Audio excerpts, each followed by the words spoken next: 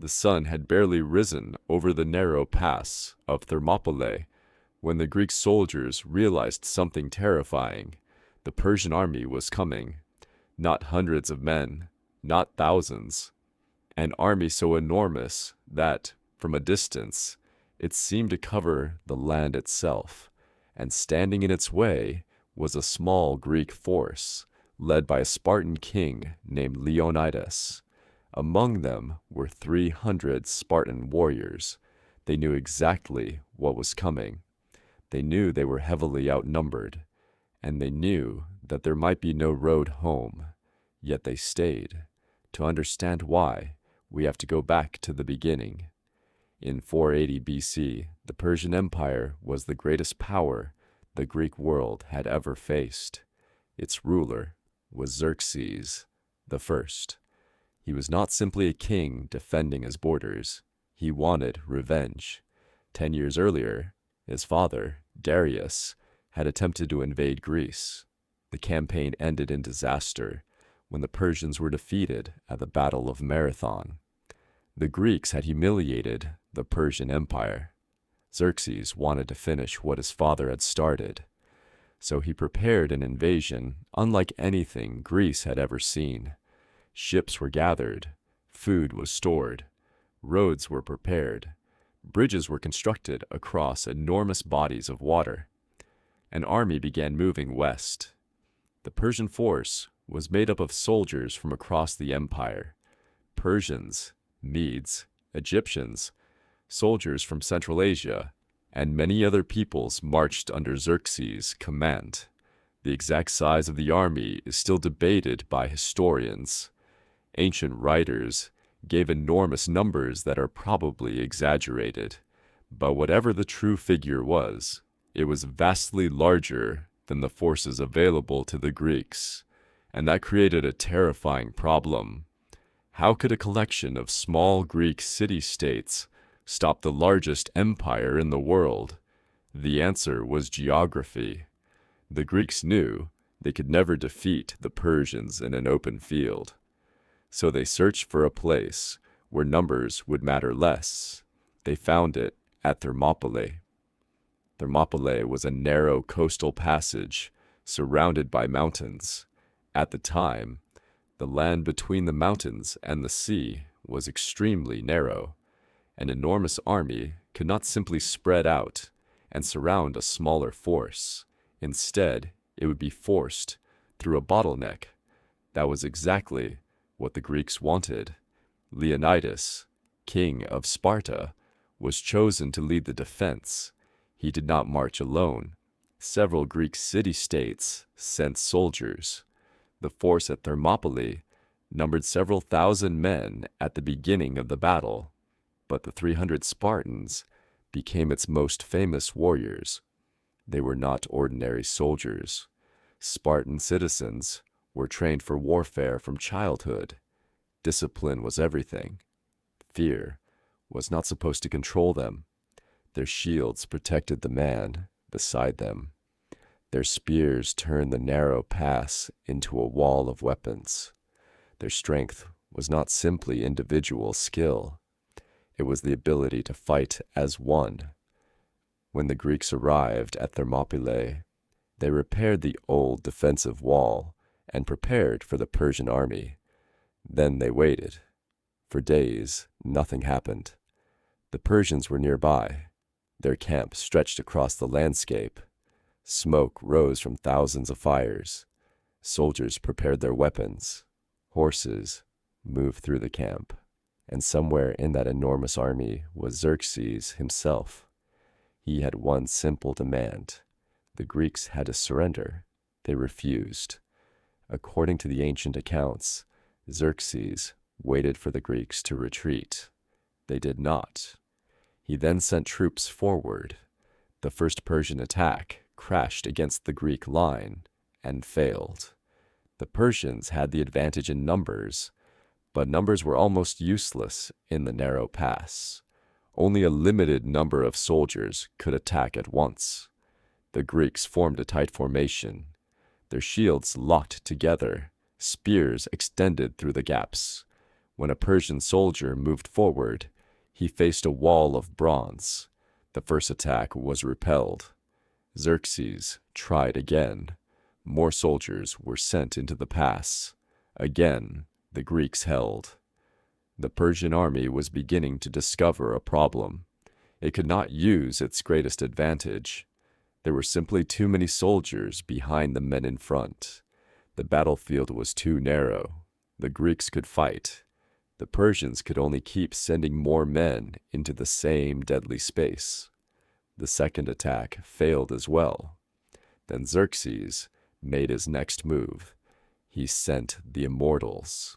They were among the elite troops of the Persian Empire. Their reputation was enormous. They were disciplined, heavily trained, and personally connected to the Persian royal army. If anyone could break the Greek line, Xerxes believed it would be them. The Immortals entered the pass. The Spartans waited. Then the two forces collided. The battle became brutal. The Persians pushed forward. The Greeks resisted. When a Greek soldier's spear broke, he could draw his sword and continue fighting. When a Persian fell, another stepped into his place. But the narrow battlefield continued to favor the defenders. The Immortals could not surround the Greeks. They could not use their numbers. And slowly, they were forced backward.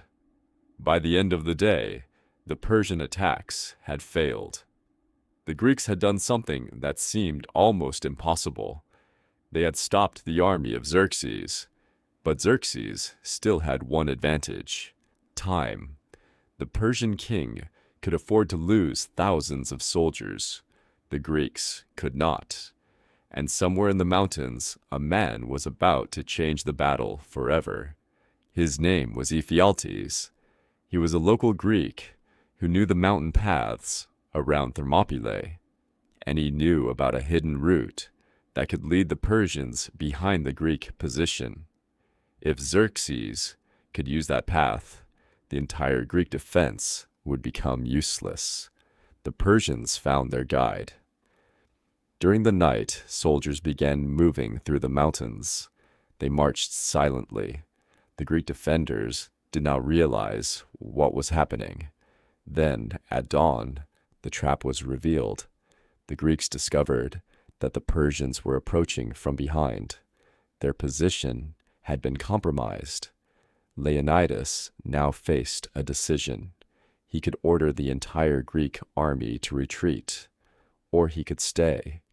Most of the Greek force was eventually ordered to withdraw, but Leonidas and the Spartans remained. Alongside them were several hundred other Greek warriors who also stayed. They knew what remaining meant. There would be no rescue, no second army coming over the mountains, no escape route. The Persian army was now behind them. The battlefield had become a killing ground. Leonidas looked at his men. These were not men who believed they could win. They understood the truth. They were going to die. But Leonidas had another objective. The Greeks needed time. Every hour the Persians were delayed gave the rest of Greece more time to prepare. The battle was no longer about surviving. It was about making the enemy pay for every step forward. The final battle began. The Persians attacked. The Greeks moved out from the narrowest part of the pass. They knew that death was coming, but they fought aggressively. The Spartans pushed forward. Their shields crashed into Persian soldiers. Spears struck. Swords flashed. The battlefield became chaos. Leonidas himself was eventually killed. The Greeks fought around his body, desperately trying to prevent the Persians from taking it.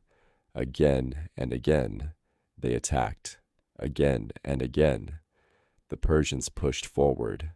Eventually, the remaining defenders were forced back toward a small hill.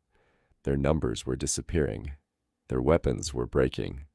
Their bodies were exhausted, but they still refused to surrender. The Persians surrounded the hill. Then the arrows began to fall. Hundreds, thousands. The sky itself seemed to disappear behind them.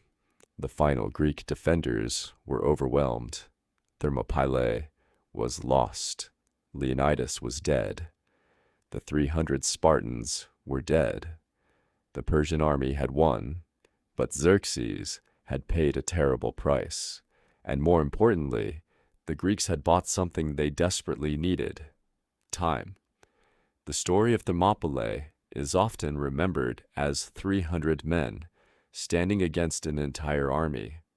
The reality was more complicated. Thousands of Greeks fought at Thermopylae, and the Spartans were not alone in the final stand.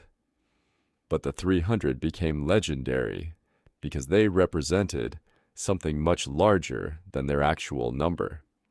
They represented the decision to stand when retreat was possible. And the Persian victory at Thermopylae did not end the war. The Persian army continued south. Athens was abandoned. The city was eventually captured and burned. It looked as though Xerxes had won, but the Greek resistance had not been destroyed. The surviving Greek forces were preparing for the next battle.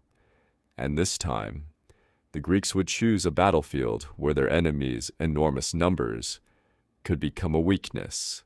At sea, near the island of Salamis, hundreds of Persian ships would enter a narrow stretch of water, and there the war would change. Thermopylae had been a defeat, but it had slowed the Persian advance. It had shown the Greeks that the Persian army could be resisted, and it had given their leaders the time they needed to prepare the counterattack. The story of the 300 was never really about winning.